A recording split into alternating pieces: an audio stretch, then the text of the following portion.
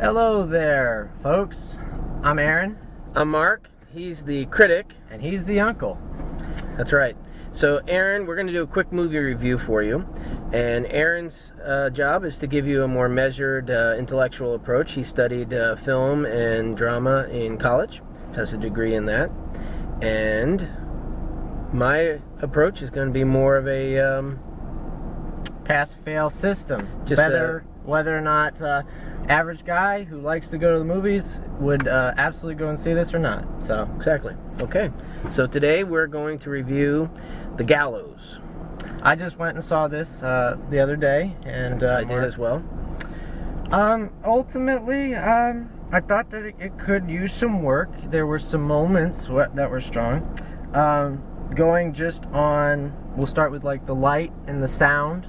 I think that there was a lot of use of very dynamic lighting in the movie that I enjoyed.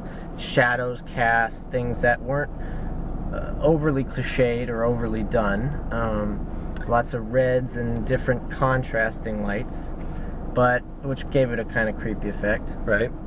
However, the sound, I would say, the technology that they used, it was too overused, too overdone, cliched.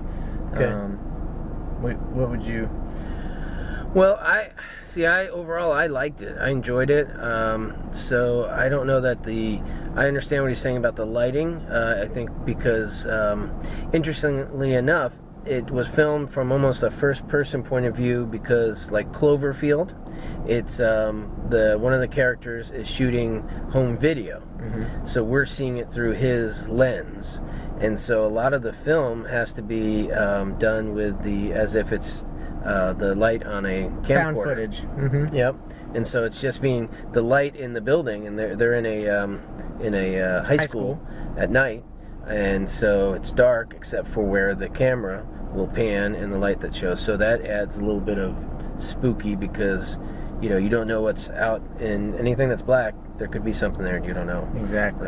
So yeah, I agree with that. Yeah, I would say overall, as far as the found footage style is concerned, I mean, everything in that genre kind of goes back to the Blair Witch Project, really. That was the movie that started it all. I don't care what anybody says. You've had Paranormal Activity, you've had Cloverfield, you've had other movies since then do it, and I always just say it doesn't measure up to how they approached it in that original movie. This one, to me, this movie does it better than Paranormal Activity. Paranormal Activity, one of the problems that you always had was the believability factor. Why are you still in that house? Right, get out. Right. This one, they're locked in a school. Like, what are they going to do? So right. I think in the same way that in the original Blair Witch, they were lost in the woods. What are they going to do? This one tried to do a lot of that. I don't know that it did it as well as Blair Witch Project, but it definitely tried, and you could see.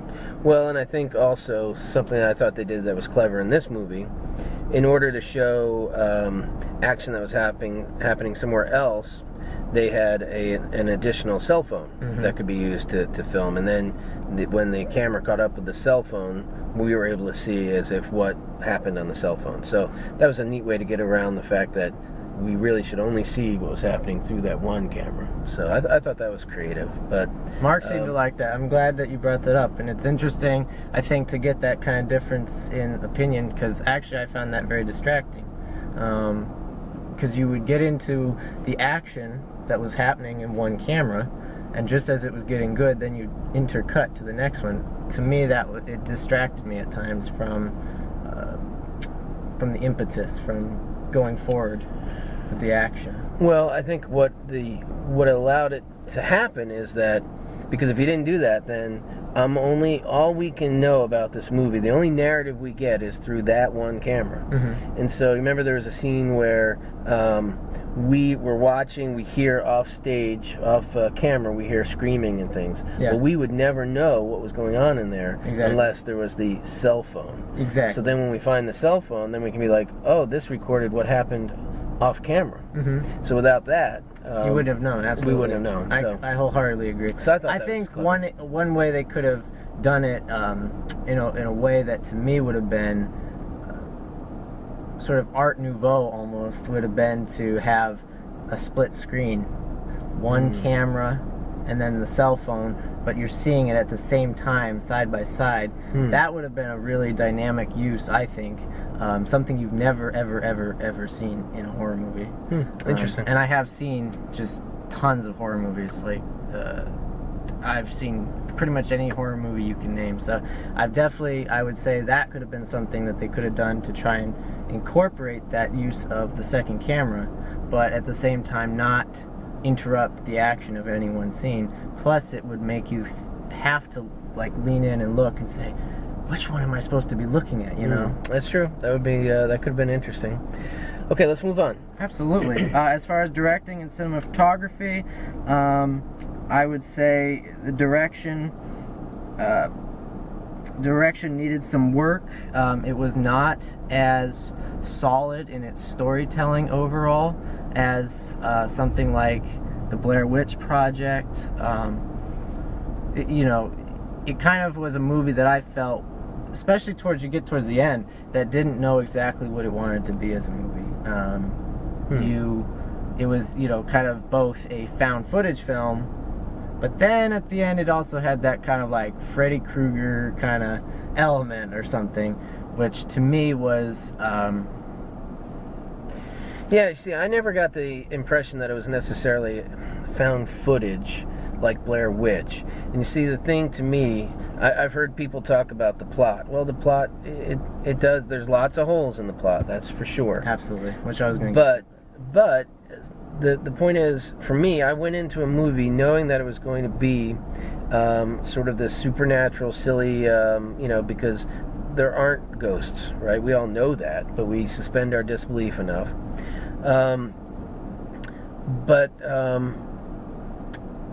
So I went in expecting something like with all these jump cuts that were going to, pop out so you get scared, that kind of thing. Yeah, Insidious kind of spooky. Not necessarily my favorite kind of horror. I prefer something more along the lines of Alien, The Others. But this psychological thriller. Almost. For this kind of genre of the Insidious kind of things are going to pop out real fast. Right. I was just looking to have that with maybe a little bit of creativity, and for me it fit that bill. In other words, to enjoy getting spooked a little bit at times. Correct. With a couple of shots that might be interesting to watch. Exactly. Right. And in that, I would agree. If that's what you're looking for, I do think this is a good movie for that.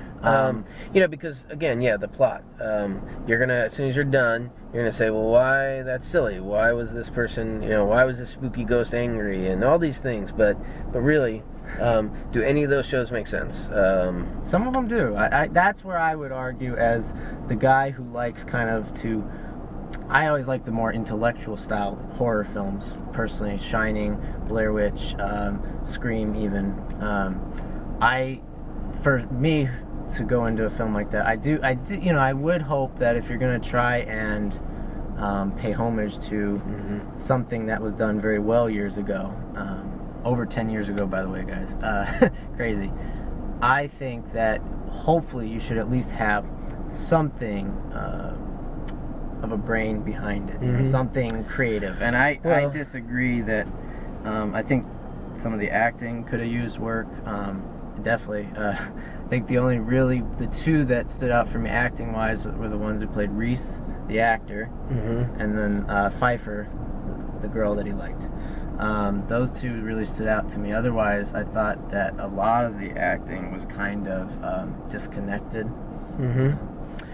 I found it to be fine. I actually am a high school teacher, and I can tell you, I felt as though the scenes of the high school and them interacting with teachers and things was dead on.